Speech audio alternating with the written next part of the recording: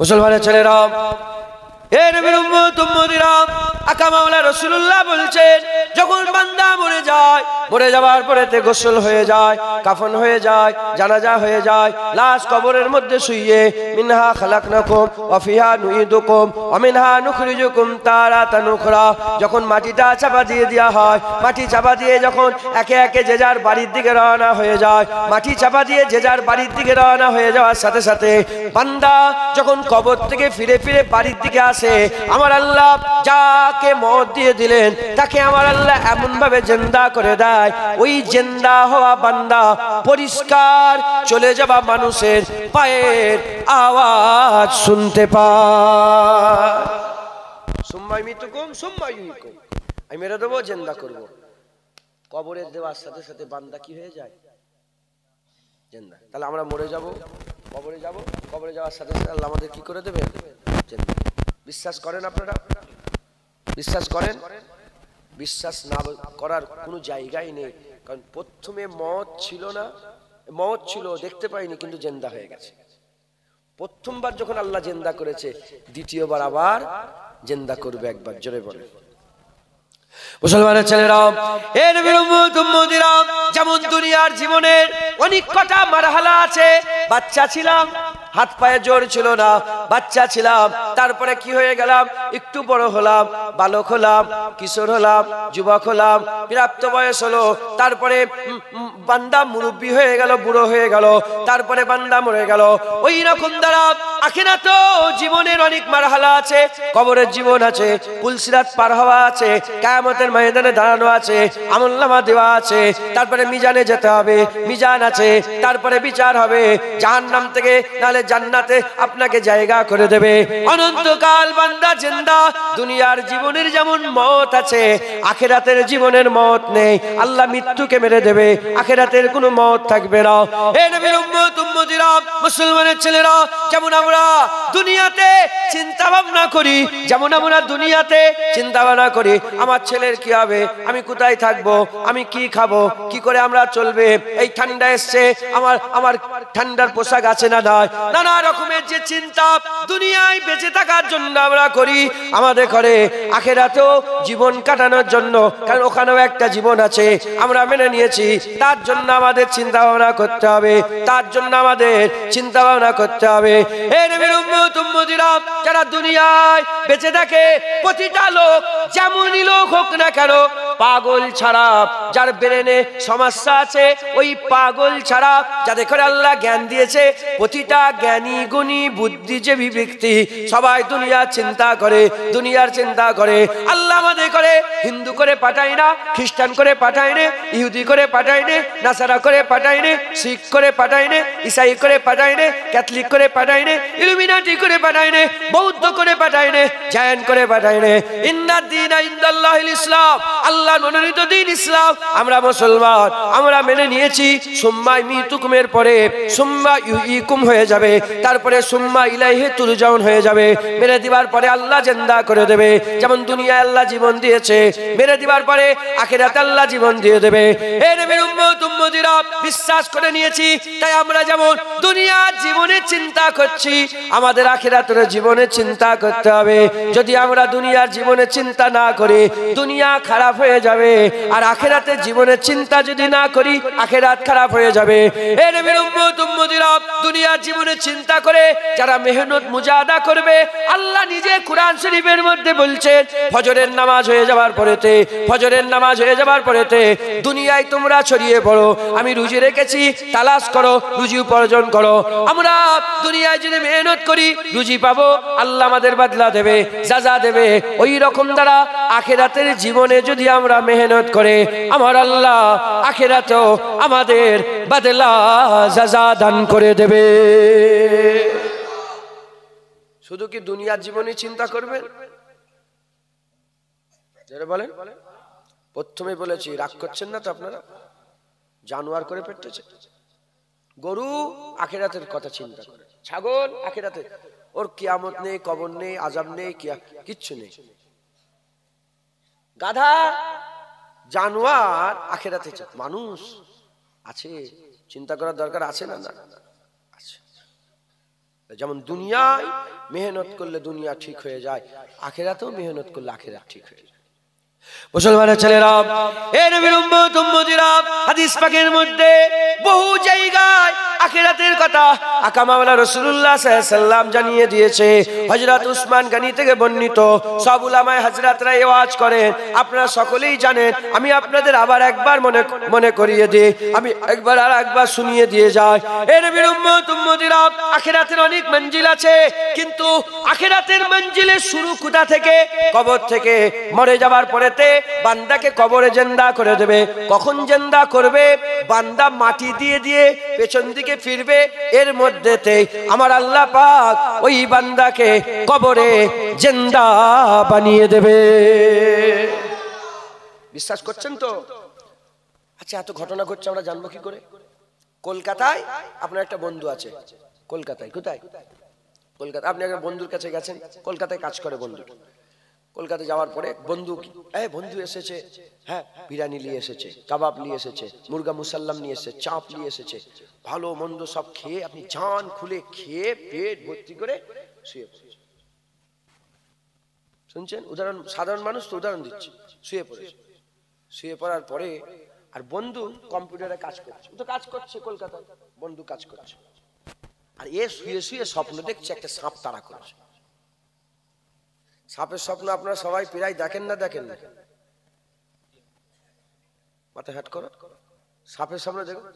আমি কি করে ডাইরেক্ট বললাম সাপের স্বপ্ন দেখেন না? দেখেন? আমি জানবো কি করে কি স্বপ্ন তোমরা দেখো? কারণ আপনাদের হাল বলছে আপনারা সাপের স্বপ্ন দেখেন। কেন? মারিফাতের কিতাবে, ইলমে মারিফাতের কিতাবে এসেছে, যারা নফসে আম্মারাই পড়ে থাকে, আল্লাহ তাদের সাপের স্বপ্ন দেখায় ফিরে আসার জন্য। যারা সাপের স্বপ্ন দেখে, ইলমে মারিফাতে আছে, যাদের নফস, নফসে লব্বামা, নফসে মুতমাইন্না, নফসে রাজিয়া, নফসে মারদিয়া, নফসে আম্মারা, এই যে নফসের ভাগ আছে, নফসে আম্মারা মানে সবচেয়ে নিচই, নফসে আম্মারাই যারা পড়ে আছে তারা সাপের স্বপ্ন দেখে। তোমাদের হাল তো নফসে আম্মারার। রাগ করছেন নাকি আপনারা? সুদ ভরে গেছে, জেনা ভরে গেছে, জুলুম ভরে গেছে, মেয়েরার পর্দা করে নে, হই হই হই হই, নামাজের ধার ধারে না। হাল কি? তো নফসে আম্মারা। ওই জন্য বললাম ডাইরেক্ট সাপের স্বপ্ন। তো লোক সাপের স্বপ্ন দেখছে, বড় অজগর সাপ। পেছনে বসেন, একটু সরে ওই দিক থেকে, ওই কোন দিকে বসেন। বড় একটা সাপ তাড়া করেছে, সাপ জড়িয়ে ফেলেছে। স্বপ্নই সাপের সাথে লড়াই করছে, স্বপ্নে সাপের সাথে লড়াই করছে, লড়াই করতে করতে করতে করতে হ্যাঁ ছুটছে, স্বপ্ন ছুটছে। আবার ওই দিকটা একটা সাপ তাড়া করছে, দুটো চারটে সাপ ঘিরে ফেলেছে, বড় বড় সাপ, অজগর সাপ, ময়াল সাপ, এই গিলে ফেললো। আর এ চুপচাপ কম্পিউটারে কাজ করছে, আর ও শুয়ে শুয়ে ওই সব দেখছে। কিছুক্ষণ পরে হঠাৎ করে স্বপ্ন ভেঙে গেছে। যখনই ঘুম ভেঙে গেছে, বুকের ভিতর ধরাক ধরাক ধরাক ধরাক ধরাক ধরাক ধরাক ধরাক, বালিশ হাত দেখে ভিজে গেছে, গোটা শরীর ঘামে ভিজে গেছে। এরকম হয় না? হয় না? এ কম্পিউটার কাজ করছে, এক জাররা, এক সেকেন্ডের জন্য কিছুই বুঝতে পারছে না, কিন্তু ওই স্বপ্নতে অনেক কিছু ঘটনা ঘটে গেল। ওই রকম যারা কবর দিয়ে চলে আসে, তারা কিছুই বুঝতে পারে না, কবরের ভিতরে সব ঘটনা ঘটে যাচ্ছে। কবরের ভিতরে সব ঘটনা। আমি উদাহরণ দিলাম। মুসলমানের ছেলেরা, এ নবীর উম্মত উম্মতিরা, কবরে জিন্দা হয়ে গেল, আখিরাতের জীবন শুরু হয়ে গেল। আকা মাওলা রাসূলুল্লাহ সাল্লাল্লাহু আলাইহি ওয়াসাল্লাম বলছেন, উসমান গনি হুজুর থেকে বর্ণিত, উসমান গনি হুজুর আর আযাবের কথা শুনলে কাঁদতেন, কিন্তু অতটা কাঁদতেন না যতটা কবরের কথা শুনে কাঁদতেন, কিয়ামতের কথা শুনে কাঁদতেন, অতটা কাঁদতেন না যতটা কবরের কথা শুনে কাঁদতেন, জাহান্নামের কথা শুনে কাঁদতেন, কিন্তু অতটা কাঁদতেন না যতটা কবরের কথা শুনে কাঁদতেন। উসমান গনি হুজুরকে জিজ্ঞাসা করা হলো, এই উসমান গনি, আপনি এত কেন কাঁদেন? কবরের কথা শুনে এত কেন কাঁদেন? উসমান গনি হুজুর বর্ণনা করতে আরম্ভ করলেন, হে আমার রাসূলের সাহাবারা, ভাই সব শোনো শোনো, আমি হুজুর পাক সাল্লাল্লাহু আলাইহি ওয়াসাল্লামকে একবার নয়, দুবার নয়, তিনবার নয়, বহুবার বলতে শুনেছি যে কবরে পার হয়ে যাবে, আখিরাতের প্রতিটা মঞ্জিলে পার হয়ে যাবে, আর যে কবরে ধরা পড়ে যাবে, আখিরাতের প্রতিটা মঞ্জিলে ধরা পড়ে যাবে। তাই আমি সবচেয়ে বেশি কবরের চিন্তা করে, কবরে যদি ধরা পড়েছি কিয়ামতে ধরা পড়ে যাব, পুলসিরাতে ধরা পড়ে যাব, মিজানে ধরা পড়ে যাব, দাঁড়িপাল্লায় ধরা পড়ে যাব, কৌশলে ধরা পড়ে যাব। আর কবরে যদি পাস হয়ে যায় কিয়ামতে পার হয়ে যাব, হুজুরের শাফায়াত পেয়ে যাব, কিয়ামতে পার হয়ে যাব, আর স্বেচ্ছায় পেয়ে যাব, আর সব জায়গায় পার হয়ে যাব।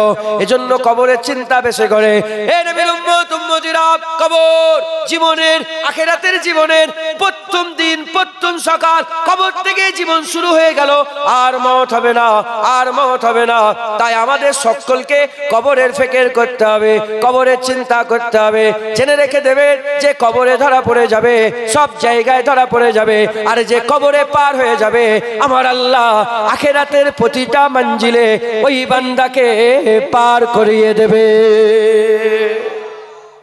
কবর আখিরাতের জীবনের প্রথম মঞ্জিল, আখিরাতের জীবনের প্রথম স্টপেজ, আখিরাতের জীবনের প্রথম ধাপ, আখিরাতের জীবনের প্রথম সুবাহ, যেখান থেকে ইবতিদা হচ্ছে।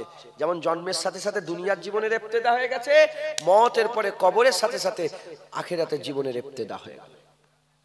আল্লাহ ফারাকাত করে দেবে, কবর বড় হয়ে যাবে, যত দূর নজর যাবে কবর চলে যাবে। আমার দাদুজান ছোট হুজুরকেলা উদাহরণ দিয়েছেন, যে বলে আমি একদিন জলসায় যাচ্ছি, দেখি 5 হাত লম্বা আর 5 হাত চওড়া একটা সাদা দুধের মতন। দাদুজান বলছে যে এটা কি, ময়দা, কাপুর না কাঠ, আমি বুঝতে পারছি না। 5 হাত লম্বা, 5 হাত চওড়া, বিশাল বড় একটা সাদা, তলা থেকে একটা আলো মেরে দিয়েছে, ঝিকমিক ঝিকমিক ঝিকমিক ঝিকমিক, কুঁকা কুঁকা কুঁকার মিউজিক চালু হয়ে গেছে, আর বিশাল ময়দান ময়দান, আর যখনই অফ করে দিচ্ছে আবার কিছু নেই। তখনকার পর্দা, এখনকার টিভি, সিনেমা হল আছে না, হ্যাঁ, বড় বড় টিভি আছে না, হ্যাঁ, যদি চতুর্দিকে পর্দা দিয়ে দেওয়া হয় আর যদি চালু করে দেওয়া হয়, তাহলে ওই পর্দা ওইটুকুন দেখা যাবে না, যত দূর নজর যাবে মাঠ দেখা যাবে। কথা বলছেন না কেন? মোবাইল মোবাইল ট্যাপ ট্যাপ যদি এরকম ঘিরে যদি এরকম দেখেন, এইটুকুন নয়, ভিডিও চালু হয়ে গেলে যত দূর নজর যাবে ময়দান আর ময়দান, খোলা আসমান আর আসমান। কথা ঠিক না? নকল আল্লাহ বুঝাবার লেগে দিয়েছে, নকল।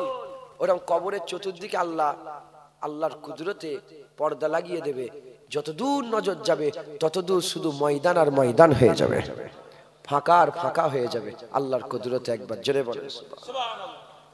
মুসলমানের ছেলেরা, এ নবীর উম্মত উম্মতিরা, ওই কবরের মধ্যে বান্দা জিন্দা হয়ে যাবে। জিন্দা হয়ে যাবার পরেতে ওই বান্দাকে পরীক্ষা নেওয়া হবে, ওই বান্দাকে সওয়াল করা হবে।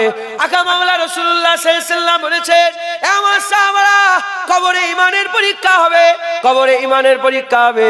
যারা কবরে ঈমানের পরীক্ষায় পাস হয়ে যাবে, প্রতিটা মঞ্জিলে আমার আল্লাহ ওই বান্দাকে পাস করিয়ে দেবে।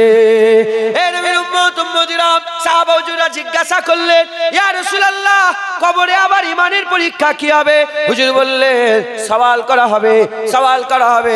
ইমাম বুখারী হুজুর একবার নয়, দুবার নয়, তিনবার নয়, একটাই হাদিস 7 বার নকল করে বলেছেন, কবরে প্রশ্ন একটা করা হবে, কবরে প্রশ্ন একটা করা হবে। কি প্রশ্ন করা হবে জেনে রেখে দেবেন, যে কবরে পার হয়ে গেল, পুলসিরাত পার হয়ে যাবে, মিজানে পার হয়ে যাবে, দাঁড়িপাল্লায় পার হয়ে যাবে, আমলনামায় পার হয়ে যাবে, কৌশল পানি পান করে নেবে, কিয়ামতে পার হয়ে যাবে। যে কবরে ধরা পড়বে, সব জায়গায় ধরা পড়বে। কবরে কি করা হবে? কবরে প্রশ্ন করা হবে। কটা প্রশ্ন করা হবে? একটা প্রশ্ন করা হবে। কি প্রশ্ন করা হবে?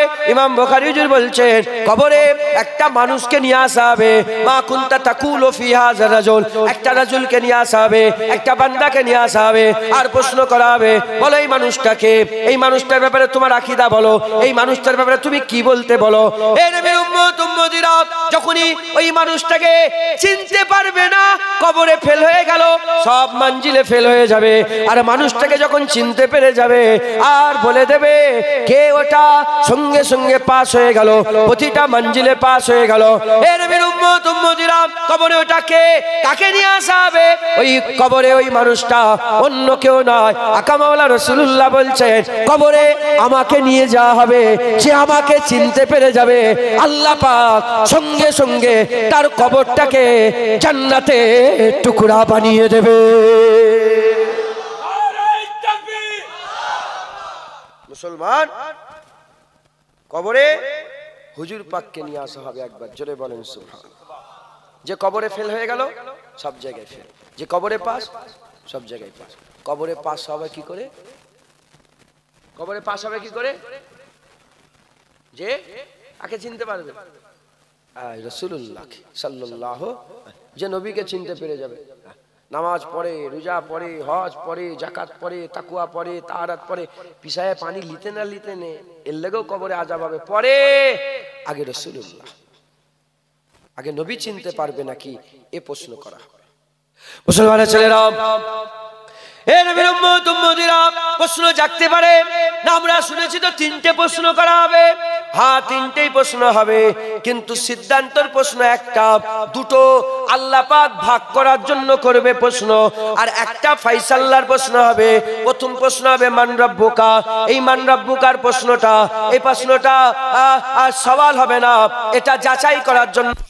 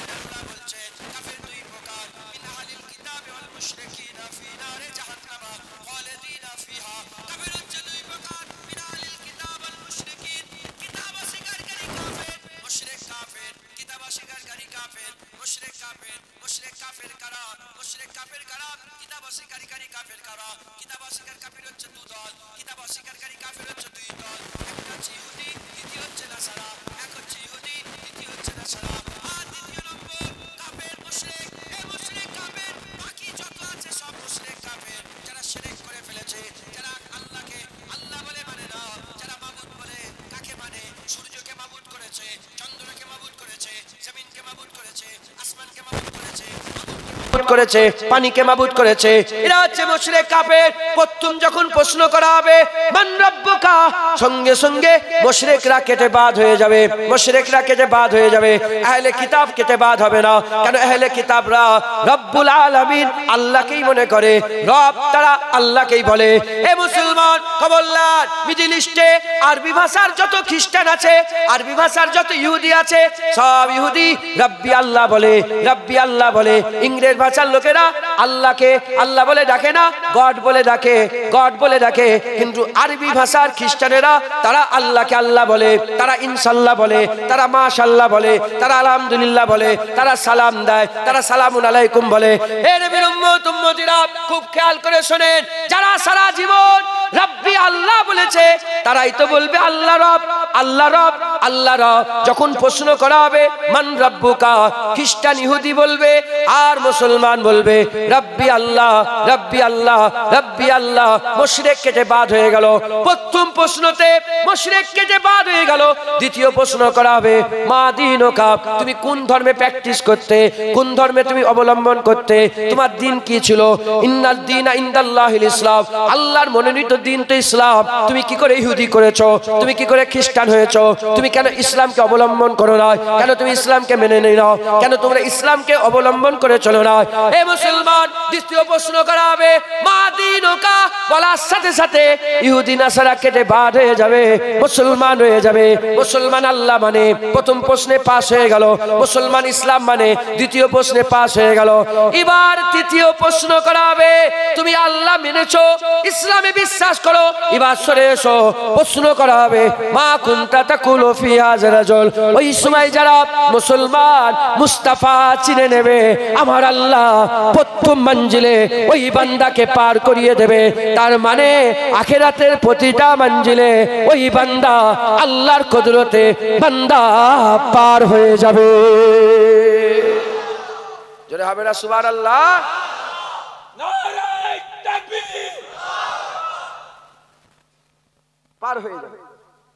তাহলে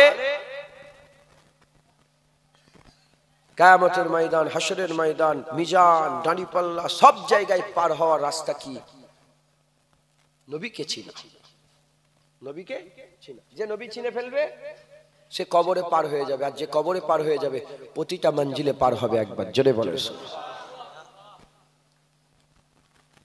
আমাদের কবরে নবী চিনার দরকার আছে না নাই? আপনারা কবরে নবী চিনতে চান না চান না? জোরে বলেন। নবী চিনতে, নবীকে কবরে যখন দেখতে পাবেন, সারা জীবন নবী যদি না চেনেন চিনতে পারবেন? আরে বলেন। সারা জীবন নবীর বিরোধিতা করবে আর কবরে বলবে আশহাদু আন্না মুহাম্মাদুন আবদুহু ওয়া রাসূলুহু। সারা জীবন নবী নবী করলেই তো কবরে বলবে হায় হায় হায় হায়, আকা বলবো না মাওলা বলবো, ইনার লেগেই তো মোরে কবরে এসেছি। কথা ঠিক না ভুল বলেন? আমাদের আমাদের দুনিয়াতে নবী চিনতে হবে। কথা ঠিক না ভুল বলেন? কুরআন শরীফ, হাদিস শরীফ, সাহাবায়ে কেরাম, আহলে বাইত।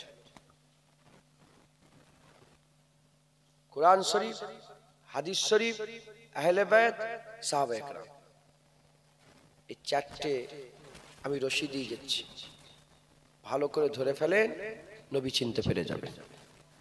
আর নবী চিনতে পারলে কবরে পাশ হয়ে যাবেন। আর কবরে পাশ হয়ে গেলে অনন্তকালের জীবন সুন্দর হয়ে যাবে, সুখময় হয়ে যাবে, আরামের হয়ে যাবে, সুকুনের হয়ে যাবে, চ্যানের হয়ে যাবে, রহমতের হয়ে যাবে। একবার জোরে বলে। আর কি জোরে হবে না সুবহানাল্লাহ? আজ যদি নবী চিনতে না পারেন কি হয়ে যাবে? সর্বনাশ। তুমি মনে করেনি শুধু নেককাররাই কবরে জিন্দা হবে, বদকার নয়। বদকারদের করে আল্লাহ জিন্দা করে আযাব দেবে। কবরে আযাবে আছে না নেই? কি করে আযাব হবে? মরে গেছে আযাব। মরাকে মারলে লাগে? রু দিতে হবে, জিন্দা করতে হবে, তারপরেই তো লাগবে, কষ্ট হবে। কথা ঠিক না ভুল বলে? আল্লাহ তিনার শান অনুযায়ী তিনি আযাব দেবে। কবরেরও আযাব আছে না নাই? মুসলমানের ছেলেরা, হে নবীর উম্মত উম্মতিরা, আমি আপনাদের যে কথা বুঝাচ্ছি, আল্লাহ বলছেন মরা ছিলে জিন্দা করে দিয়েছি, সত্য। বসে আছি আমরা, এর মধ্যে সুন্দর অবকাশ নাই। আল্লাহ বলছে মেরে দেবো, সুম্মা ইমিতুকুম সুম্মা ইহয়িকুম। আল্লাহ মেরে দেবে, তারপরে আবার জিন্দা করবে। যেমন এই জিন্দা হওয়া সত্য বিষয় আল্লাহকে সাক্ষী রেখে বলে দিয়ে যায়। আল্লাহ মিথ্যে বলে না, নবী মিথ্যে বলে না। মরার পরের জীবনও সত্য, মরার পরের জীবনও সত্য। এ নবীর উম্মত উম্মতিরা, সেই জীবনের শুরু আছে, সেই জীবনের শেষ নেই। সেই জীবন কেমন হবে? সেই জীবনটা তোমার কেমন হবে? ভালো হবে না খারাপ হবে? জাহান্নাম হবে না জান্নাত হবে? আযাবের হবে না আরামের হবে? গজবের হবে না আর সিদ্ধতের হবে? এ ফায়সালা কবরেই হয়ে যাবে। কবরে কি করে ফায়সালা হবে? কবরে নবীকে নিয়ে যাওয়া হবে। নবী চিনতে পেরে গেলে কবর আরাম হয়ে যাবে, আখিরাত আরাম হয়ে যাবে। নবী চিনতে না পারলে কবর আযাব হবে, আখিরাতের আযাব হয়ে যাবে। তাই আমি আপনাদের বলে দিয়ে যাই, সময় সংক্ষেপ, সময় সংক্ষেপ, জলসা নয় আমাদের জীবনের। কেউ জানে না কে কবে মরে যাবে, কেউ জানে না কে কবে মরে যাবে। যতক্ষণ সময় আছে নবী চিনেলান, নবী চিনেলান, নবী চিনেলান, নবী চিনেলান। যদি নবী চিনতে পেরে যান, নবী যদি ধরে ফেলতে পারেন, নবী যদি আপনি ধরে ফেলতে পারেন, নবী পাকের রশিকে মজবুত করে যদি ধরতে পারেন, নবী যদি চিনতে পেরে যান, আপনার আর কোনো চিন্তা হবে না। ইনশাআল্লাহ আখিরাতের জীবন সুন্দর জীবন হয়ে যাবে। রাজি আছেন তো? নবী চিনবেন তো? বলেন। নবী চিনার জন্য আমি প্রথম বললাম কোরআন শরীফ। কি কোরআন শরীফ? কার বাণী? ফুরকান, কুরআনুল করিম, কুরআনুল মজিদ, আল্লাহর বাণী। যে কোরআন শরীফকে আল্লাহ লাউহে মাহফুজে সংরক্ষণ করে রেখেছেন। একবার জোরে বলেন। আর যে কোরআন শরীফকে হাবিবুল্লাহ হুজুর পাকের দিলের মধ্যে সংরক্ষণ করে রেখেছিলেন। একবার জোরে বলেন। সেই কোরআন শরীফে আল্লাহ নবীর পরিচয় দিয়েছে। এমন একটা নবীর কথা আমি আপনাদের বলছি বুঝাবার জন্য, যে কোরআন শরীফ, হাদিস শরীফ, আহলে বায়ত আর সাহাবা। এজন্যই বললাম কোরআন হুজুর পাকের দিকে আমাদের নিয়ে চলে গেছে। কোরআন কি করেছে? কোরআন অত ডিটেলসে আমলের ব্যাপারে আলোচনা করেনি। কিভাবে নখ কাটতে হবে, কিভাবে জুতো পরতে হবে, কিভাবে জামা পরতে হবে, কিভাবে বেশাদি করতে হবে, কি বলেছেন টাচ। কারণ কোরআন শরীফে এমন কিছু নেই যেটা নেই, সব কিছু কোরআন শরীফে, ছোট থেকে ছোট, বড় থেকে বড়, সব কোরআন শরীফে আছে। একবার জোরে বলেন। কোরআন শরীফ বেশি তাকিদ দিয়েছে হুজুর পাকের দিকে আমাদের করে নিয়ে যাওয়ার জন্য। কারণ কোরআন শিখাচ্ছে যে নবী ধরে ফেলো, কুল কায়নাত পেয়ে যাবে। কি হলো, কি হলো? যদি নবী পেয়ে যাও, কুল কায়নাত। আপনি বিরক্ত হচ্ছেন?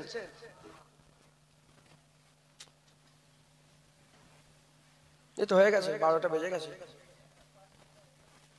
হয়ে গেছে, এটা শেষ করে দিয়ে ঝামেলা। আসসালামু আলাইকুম। ওয়ালাইকুম আসসালাম। 300 কিলো গোশ রান্না করেছে, খেয়ে যাবেন, চলে যান না যান। আমাকে নিয়ে যে দেখাচ্ছিল 300 কিলো গোশ, আর কি বললো, সাদা ভাত, আর কি ডাল বললো ওইটা, এই ডাল আলু বুঝতে, কি ডাল ওইটা, ভেজ ডাল। ভেজ ডাল আবার কি? ডাল ডাল জানি, ভেজ ডাল। ওই ভেজ ডাল করেছে, খেয়ে যাবেন, বলেন ইনশাআল্লাহ। হ্যাঁ, শুধু কি খাবার খেয়ে চলে যাবেন, না কিছু সাথে করে নিয়ে যাবেন? আমি বলছি বলেই নিয়ে যাবেন, না যাচাই করে নিয়ে যাবেন? হ্যাঁ, আমাদের সবচেয়ে আলেম ওলামা সব বসে আছেন, ওনাদের যোগ্য এখানটাই বসার, কিন্তু ওনারা বসে আছেন নিশ্চয়। আল্লাহ ওনাদের ওয়াকাম বড় করেন সকল, আল্লাহুম্মা আমিন। হ্যাঁ, যে যত নিজেকে ছোট করবে আল্লাহ ধরে তাকে তত বড় করে দেবে, আর যে যত অহংকার দেখাবে আল্লাহ তাকে তখন ধ্বংস করে দেবে। আল্লাহ ইনাদের ইজ্জত বড় করেন, ইনাদের সম্মানকে বড় করেন, আল্লাহ ইনাদের সব জায়গায় উঁচু করে দেন, দুনিয়াতেও বড় করে দেন, আখিরাতেও বড় করেন সকল, আল্লাহুম্মা আমিন। শুনছেন আপনারা? যাচাই করে নিয়ে যাবেন। আমাদের সবচেয়ে বড় রোগ কি? আমরা শুনলি কোন মুলি সাহেব একজন বলে ফেললো যে নবী আমাদের মতন মানুষ, এই বলতে আরম্ভ করে দিল।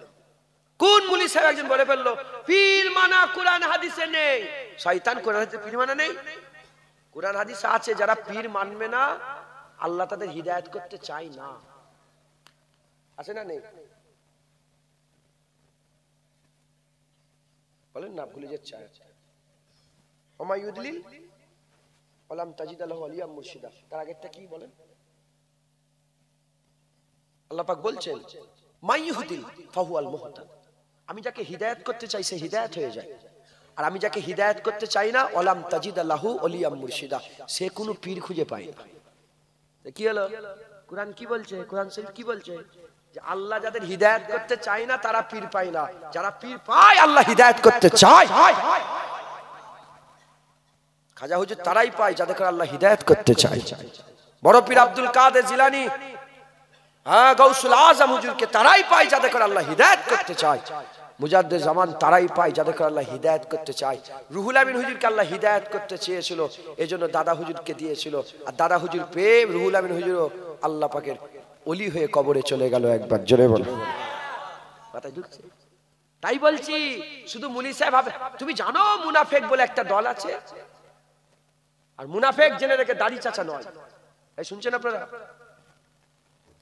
দাড়ি চাচা খারাপ, দাড়ি চাচা আল্লাহর হুকুমের বেখিলাফ। কিন্তু আমি আরেকবার সুসংবাদ দিচ্ছি, জেনে রেখে, দাড়ি চাচা বেশিরভাগ ক্ষেত্রে মুনাফেক নয়, মুনাফেক দাড়িওয়ালা হয়। সাধারণ মানুষ বেশিরভাগ ক্ষেত্রে মুনাফেক নয়, মুনাফেক মোল্লা আর মৌলবী। এই ভিডিও করেছি, ডিলিট কর। শুনছেন আপনারা? মুনাফেক কারা হয়? মোল্লা মৌলবী মুনাফেক হয়, মৌলানা মৌলানা মুলি সাহেব এরাই মুনাফেক হয়, এরাই ইসলামের ক্ষতি করে। আল্লাহ আমাদের সকলকে হিদায়াত করেন। তাজ্জুবের বিষয় নয়, হুজুর পাকের পেছনে 5 ওয়াক্ত নামাজ পড়তো, আর হুজুর পাকের বসে বসে ওয়াজ শুনতো আব্দুল্লাহ ইবনে উবাই, জগৎ বিখ্যাত মুনাফেক হয়ে কবরে গেছে। এটা কি তাজ্জুবের বিষয়? হুজুর পাকের ওয়াজ শুনে মুনাফেক হয়ে কবরে গেছে, তাহলে আমার ওয়াজ শুনে মুনাফেক এরকম নেই, হতে পারে? শুনেই যে বিশ্বাস করবেন তা নয়, যাচাই করে নিয়ে যাবেন। বলেন ইনশাআল্লাহ।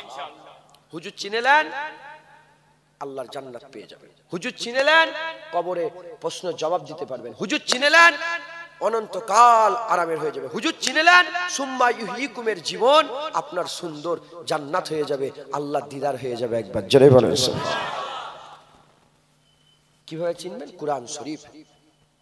কুরআন শরীফে আল্লাহ এমন এমন আয়াত বলে এমন এমন কথা বলেছে যাতে করে আমরা নবীর দিকে ঝুঁকে যাই। মুসলমানের ছেলেরা, হে নবীর উম্মত উম্মতিরা, আল্লাহ পাক কুরআন শরীফের মধ্যে বলছেন ইন্নাকা লাআলা খুলুকিল আযীম। আমার হাবিব আপনি বড় আযীম।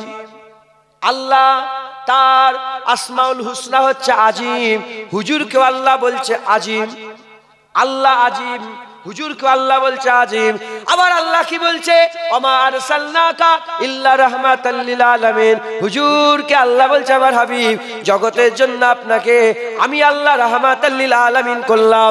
আমি নিজে রব্বুল আলামিন, আলহামদুলিল্লাহ রাব্বিল আলামিন। আল্লাহ বলছে আমি রব্বুল আলামিন, সব জাহানের মালিক আল্লাহ। আর হাবিব তুমি রাহমাতাল লিল আলামিন, সব জাহানের রহমত রাসূলুল্লাহ তুমি। আল্লাহ বলছে লাকাদ কানা লাকুম ফি রাসূলিল্লাহি উসওয়াতুন হাসানাহ।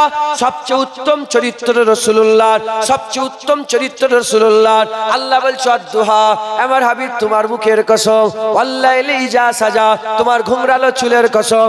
আল্লাহ বলছে আমার হাবিব শুনেন শুনেন, মাইয়ুতু রাসূলা ফাকাদাত আল্লাহ, যে আমার বারগুজিদা মুস্তাফার ইতাআত করলো সে তো প্রকৃতপক্ষে আল্লাহর ইতাআত করলো।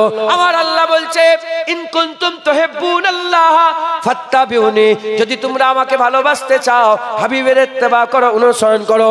আমার আল্লাহ বলছে আলাল আখিরাতি খায়রুল লাকা মিনাল উলা, দুনিয়ার জীবনের থেকে আখিরাতের জীবন আরো তোমার উন্নত, আখিরাতের জীবন আরো ইজ্জতওয়ালা, আখিরাতের জীবন আরো সম্মানওয়ালা। দুনিয়ার যে নবীর জীবন ছিল তার থেকে আরো উন্নত জীবন আখিরাতের জীবন। আমার আল্লাহ কি বলছেন? আমার আল্লাহ পাক বলছেন, আমার আল্লাহ পাক বলছেন ওয়ালা সাওফা ইউতিকা রাব্বুকা ফাতারদা। আমার হাবিব তোমাকে এত দিয়া দেব তুমি সন্তুষ্ট হয়ে যাবে, তুমি রাজি হয়ে যাবে। আমার আল্লাহ পাক কি বলছে? বলতে বলতে বলতে বলতে আমার আল্লাহ বলছে 6 হিজরিতে যখন হুদাইবিয়ার মওকাতে 1400 সাহাবা, কোন রিওয়ায়াতে 1500 সাহাবা রাসূলুল্লাহর হাত ধরে বায়াত গ্রহণ করছিল। আল্লাহ বলে যারা বায়াত হচ্ছে তোমার বায়াত নয়, আল্লাহর বায়াত হচ্ছে। আর যারা তোমার হাত ধরেছে তোমার হাত নয়, ইয়াদুল্লাহি ফাওকা আইদিহিম, তারা তো আল্লাহর হাত ধরে ফেলেছে। যারা হবে না সুবহানাল্লাহ। দেখেছেন কুরআন শরীফ নিয়ে যাচ্ছে কার কাছে? আমাদের কাছে ছেলে ছেলে পাঠাচ্ছে কার কাছে? এই আল্লাহ নবীর কাছে পাঠাচ্ছে। জোরে বলেন আতিউল্লাহ ওয়া আতিউর রাসূল। আমি আল্লাহ আমার হুকুম মানো, রাসূলের হুকুম মানো, আমার ইতাআত করো, নবীর ইতাআত করো। যে নবীর ইতাআত করলো সে তো আল্লাহর ইতাআত করলো। যে নবীকে দুঃখ দিল, আজিয়াত দিল, সে তো আল্লাহকে আজিয়াত পৌঁছালো। আমা রামাইতা ইজ রামাইতা ওয়ালাকিন্নাল্লাহ রামা। হ্যাঁ হাবিব তুমি পাথর ছুঁড়ছিলে, তুমি পাথর ছুঁড়নি, আমি আল্লাহ পাথর ছুঁড়ছিলাম। জোরে বলতে পারলেন না? আরে জোরে বলেন সুবহানাল্লাহ। নবীর কথা আপনারা খুশি নয়? জোরে বলেন সুবহানাল্লাহ। নারায়ে তাকবীর। বসে শুনছেন আপনারা? মুসলমান, আমার আল্লাহ কুরআন শরীফে আমাদের করে কার কাছে নিয়ে যাচ্ছে? বলেন কার কাছে নিয়ে যাচ্ছে? নবীর কাছে।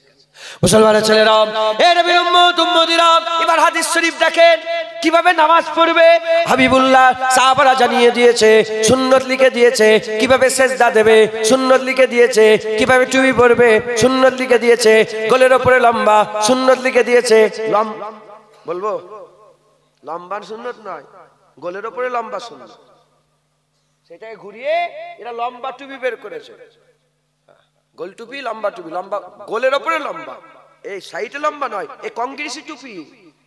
যখন ইংরেজ তারাও করলো, হিন্দু মুসলমান খ্রিস্টান জৈন সব একসাথে একটা টুপি বের করলো, পাটির টুপি, কংগ্রেসের লম্বা টুপি। টুপি কেমন করে পড়বে সুন্নত বলে দিয়েছে। রোজা কেমন করে রাখবে সুন্নত বলে দিয়েছে। কখন থেকে রোজা শুরু হবে, কখন রোজা শেষ হবে, কিভাবে রোজা রাখবে, কতটা রোজা রাখবে, কতদিন রোজা রাখবে, রোজা রাখলে কি করলে রোজা ভাঙবে, কি করলে রোজা ভাঙবে না। উম্মত উম্মতিরা সব বলে দিয়েছে বিয়ে শাদী কি করে করতে হবে। কোরআন শরীফে টাচ দিয়েছে, কোরআন শরীফে টাচ দিয়ে দিয়েছে কি দুটো বিয়ে করো, তিনটে বিয়ে করো, চারটে বিয়ে করো, যদি না করতে পারো, যদি হক আদায় না করতে পারো একটা বিয়ে করো। কোরআন শরীফে টাচ দিয়েছে কিভাবে বিয়ে করবে, ওলিমা কি হবে, কিভাবে খাওয়াবে, ওলিমার খানা কি খানা, কিভাবে দেনমোহর করবে, কত দেনমোহর হবে, কিভাবে দেনমোহর করতে হবে, সব ডিটেইল নবী বলে দিয়েছে। আমার আল্লাহ পাকের হাবিবের সাহাবারা হাবিবের মাধ্যমে আমাদের খবর দিয়ে দিয়েছে হুজুরের মুবারক চোখ কেমন, হুজুরের মুবারক কান কেমন, হুজুরের মুবারক জুলফ কেমন, হুজুরের মুবারক ঠোঁট কেমন, হুজুরের মুবারক হাত মুবারক কেমন, হুজুরের মুবারক নখ কেমন, হুজুরের নখ কেমন করে কাটতেন, হুজুর কেমন করে জুতো পরতেন, হুজুর জুতো কেমন করে পরতেন। এই রকম করে আল্লাহর কুরআন নবীর দিকে নিয়ে যাচ্ছে, হাদিস শরীফ নবীর খবর দিচ্ছে, নবী পাকের খবর দিচ্ছে। আহলে বাইত আর সাহাবা, আহলে বাইত আর সাহাবা সেই হাবিবুল্লাহকে মেনে আমাদের ঘরে উদাহরণ দিয়ে গেছে, আমাদের ঘরে উদাহরণ দিয়ে গেছে। আমরা যদি কোরআনের কথা শুনে নবীর কাছে যাই, হাদিস শরীফের কথা শুনে সুন্নাত ধরে নি, আর সাহাবা আহলে বাইতের জীবন ধরে যদি আমরা হুজুর পাকের গোলামি করতে পারে, হুজুর পাকের তাবেদারি করতে পারে, হুজুর পাকের গোলামি করতে পারে। হুজুর বলেছে সাহাবা কান নুজুম, সাহাবারা তারান নাই, সাহাবারা তারান নাই। আগেকারের কম্পাস ছিল না, আগে তারা রাস্তা দেখাতো। তারা ধরো ওই মুলকে শাম চলে যাবে, তারা ধরো ইয়ামেন চলে যাবে, তারা ধরো সিরিয়া চলে যাবে, ওই রকম তারা রাস্তা দেখায়। হুজুর বলেছে সাহাবা তারা আহলে বাইত কিস্তি নুয়ের মতন, কিস্তি নুয়ের মতন, আহলে বাইত কিস্তি নু আর সাহাবা তারা কিস্তি নুয়ে যারা চেপে গিয়েছিল আল্লাহ তাদের ঈমান বাঁচিয়ে দিয়েছে, তাদের করে বাঁচিয়ে দিয়েছে। ওই রকম তারা আহলে বাইতের নৌকায় যারা চেপে যাবে, আর হাবিবুল্লাহর সাহাবা তারা রাস্তা ধরে ধরে যারা যাবে।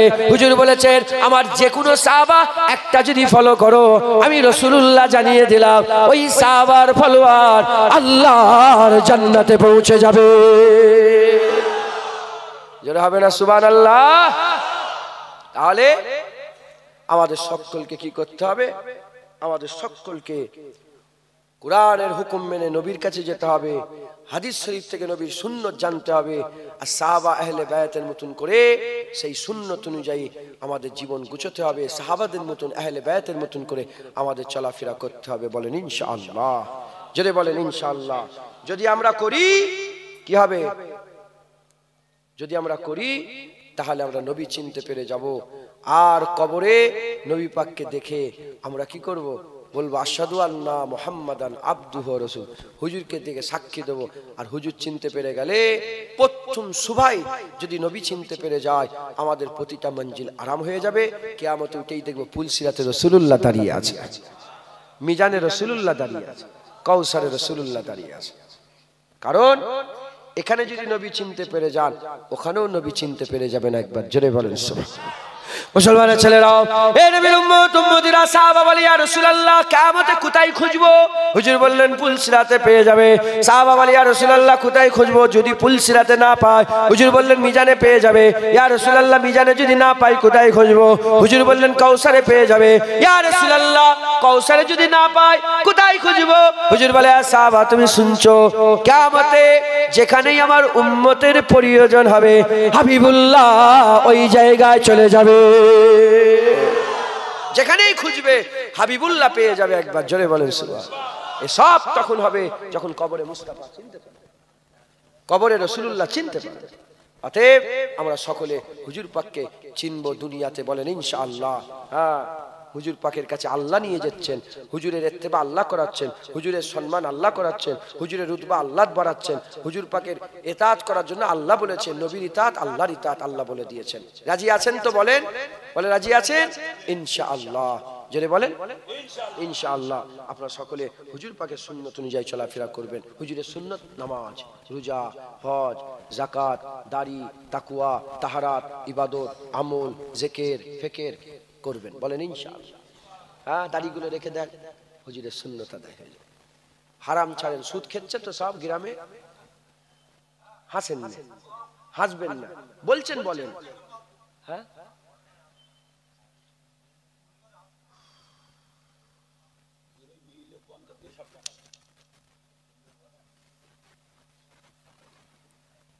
আরে বিল্লাহ কি বলছিস? আরে বিল্লাহ বলছে চুপ মেরে বসো তুমি। তুই কোথা থেকে এলি এখানে? কোথায়? ও ঠিক আছে, এটা আমাদের এলাকার লোক। সুদ ছেড়ে দিতে হবে, বলেন ইনশাআল্লাহ। হ্যাঁ, বসিরহাট আল্লামা রুহুল আমিন সারা জীবন সুদের বিরুদ্ধে লড়াই করে। দাদা হুজুরের লড়াই ছিল সুদের বিরুদ্ধে।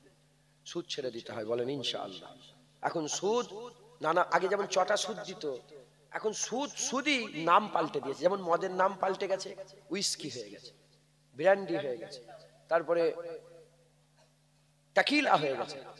এগুলো মদের নাম আছে না, কিংফিশার মদের নাম পাল্টে দিয়েছে। কিন্তু মদ আসল ওই রকম দ্বারা সংখ্যালঘু লোন, ফ্রিজে লোন, মোবাইলে লোন, বাইকে লোন, হোম লোন, এলআইসি যারা করে তারা কুফরির ফতোয়া এসে যায়।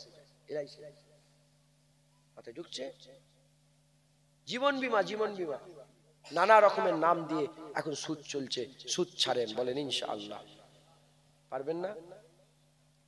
যারা সুদ লেয়, সুদ দেয়, লানাতুল্লাহি আলাইকুম, আল্লাহর লানত তাদের উপর হয়। জীবনে আপনি সুখে শান্তি থাকতে পারবেন। বললেই ভয়, অসুবিধা নেই। উদাহরণস্বরূপ বলছি, খোলাপুতের একটা লোক আমার কাছে গিয়েছে, খোলাপুতাই বাড়ি, কথাবার্তা হচ্ছে, বলে হুজুর পেরেশান, খুব মাথা খারাপ। আমি ধরে ফেলেছি যে এরকম কেন হচ্ছে। আল্লাহ পাক তো কাউকে, আল্লাহ পাক আমাদের ভালোবাসেন না? জেনে রেখে দেবেন, আমরা নিজেরাই নিজেদের উপর জুলুম করি, আল্লাহ কোনোদিন আমাদের উপর জুলুম করে না। আল্লাহ আমাদের ভালোবাসে, মায়ের থেকে বেশি মহব্বত করে। আমি কেন এরকম হচ্ছে? আমি বললাম তুমি সুদের কারবার করো, সুদ ফুদ নিয়েছো, লোন? বললো হ্যাঁ হুজুর আমার লোন হয়ে বলে গেল। আমি বললাম সব ছেড়ে দাও। বলে গলায় দড়ি দিয়ে এমন পেরেশানি পড়েছে, 2-4 দিন পরে খবর পেয়েছি গলায় দড়ি দিয়ে দিয়েছে, গলায় দড়ি দিয়ে দিয়েছে, ঝুলেছে। হ্যাঁ, রশি বসে গেছে গলায়, কোমায় চলে গেছে, হসপিটালে ভর্তি। আমাকে ওর ভাই ফোন করেছে, ওনার ভাই ফোন করে বলছে ভাইজান আমার ভাই গলায় দড়ি দিয়ে দিয়েছে। আল্লাহ মাফ করে, আস্তাগফিরুল্লাহ, তওবা। আমি মনে হয় 15-20 দিন ধরে, যতদিন ওই হসপিটালে ভর্তি ছিল, আমি জলসায় দোয়া চেয়েছি আর বলেছি যে আল্লাহ আরেকবার সুযোগ দিয়ে দেন আল্লাহ। আর সে লোক আল্লাহর কুদরতে আল্লাহ জিন্দা করে দিয়েছে, বেঁচে গেছে। ওই লোক বেঁচে গেছে। এই আমি কোথায়, ওর বাড়িটাও চিনি আমি, ওনার বাড়িতে প্রতি বছর আমি জলসায় যাই ওখানে। বলে আল্লাহর কুদরত, এখন নামাজ, মুখে দাড়ি, এখন পুরা আল্লাহ পাল্টে দিয়েছে নবীর কদম রসে। সুদ খাননি, সুদ খেলে আল্লাহর লানত হয়, আল্লাহর অভিশাপ, আল্লাহর লানত পড়বে তোমার উপর। তুমি জীবনে সুখে শান্তি থাকতে পারবে? বউ ছেলে ঝগড়া হবে, স্বামী স্ত্রী ঝগড়া হবে, ভাই ভাই ঝগড়া হবে, ঘরে শান্তি থাকবে না। হ্যাঁ, পেরেশানি থাকবে, না শুয়ে আরাম, না উঠে আরাম, গালাগালি, খিস্তা খিস্তি, হ্যাঁ দুনিয়ার ফিতনা ফাসাদ লেগেই থাকবে। কেন? তুমি তো সুদ খেয়ে, আল্লাহর লানত হচ্ছে তোমার উপর। হুজুর পাকে কবরে চিনতে চান তো? বলেন, চিনতে চান তো? হুজুরের হুকুম অনুযায়ী সুদ ছেড়ে দেন, লোন ছেড়ে দেন, লটারির টিকিট কাটবেন না। হ্যাঁ, আল্লাহকে বলেন কিসের দরকার? আমার দাদুজান, আমার বড় চাচাজানকে ডেকে বলে, নাম ধরে বলে, এই পয়সার দরকার। হ্যাঁ, দাদুজানের সামনে বলার যোগ্য কারো খুব ক্ষমতা ছিল নিজে, পয়সার দরকার না, দরকার নাই, বাপের সামনে কথা বলার পরে সরে। এই বলো না পয়সার দরকার তোমার? দাদুজান মজাক করে বলছে পয়সার দরকার। বলে দাদুজান বলে, শোনো, এক কাজ করতে পারবে, পয়সার মালিকটাকে হাত করে নিতে পারবে, তোমার আর জীবনে কোনোদিন অভাব হবে না। পয়সার মালিক হচ্ছে আল্লাহ। তুমি আল্লাহকে হাত করে লাও, আল্লাহর সঙ্গে প্রেম করে লাও, দেখবে তোমার জীবনে কোনোদিন অভাব হবে না। একবার জোরে বলেন সুবহানাল্লাহ। অতএব সকলে হুজুরের সুন্নত অনুযায়ী চলেন, সুদ ছেড়ে দেন, মা বোনগুলোকে পর্দা শেখা। কেমন স্বামী তুমি কেমন স্বামী? হ্যাঁ, তোমার স্ত্রী তোমার কথা শোনে না? এই খবরদার, বাইরে যাওয়া হবে না, পর্দা করো। তোমার গাটস নেই, তোমার একটা নিজের কোনো ব্যক্তিত্ব নেই, তুমি বলছো আর সে মেয়ে রাস্তায় ঘুরছে। খবরদার, মেয়েগুলোকে পর্দা শেখান, স্ত্রীকে পর্দা শেখান, বলেন ইনশাআল্লাহ। রাজি আছেন? হক হালালের সঙ্গে চলেন, 5 ওয়াক্ত নামাজ, 1 মাস রোজা, হক হালালের সঙ্গে চলাফেরা করেন, হারামের দিকে যাবেন না। আল্লাহ আমাদের সকলকে কবুল করেন।